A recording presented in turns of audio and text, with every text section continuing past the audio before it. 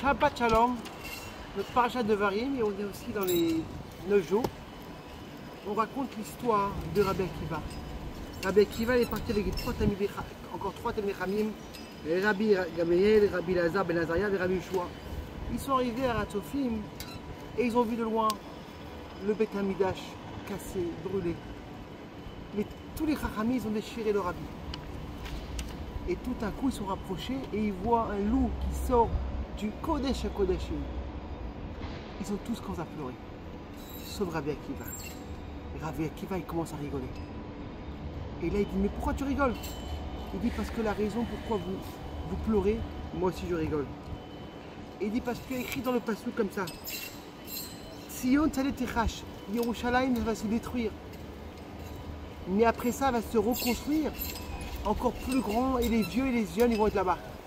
Comme j'ai vu la première chose qui s'est réalisée, je suis sûr que la deuxième chose va se réaliser. Et la question qui se demande, comment c'est possible, mes amis, de rigoler avec un habit écrasé, quand un habit est en deuil? C'est ça en vérité, on va comprendre un petit peu mieux l'histoire. La question des Rabbi Akiva, c'était pourquoi maintenant? Et pourquoi pas avant? Vous avez su qu'il y avait détruit le Beth Hamidash. Il dit parce qu'on ne savait pas que c'est tellement grave. Et Rabbi Akiva dit voilà, pour la raison que c'est tellement grave, pour ça je rigole. Parce que qu'est-ce qu'il leur a dit comme pasouk? Il leur a dit le pasouk que Jérusalem va être les chash. Charash, c'est comme vous savez, comme vous devez faire des arbres, vous allez écraser la terre, vous allez changer la terre pour mettre les graines. Quand vous écrasez tout se casse. Une personne ne comprend pas, il dit mais pourquoi tu fais ça? Mais sans écraser la terre, retourner la terre, on ne peut pas construire. Sans se roubat.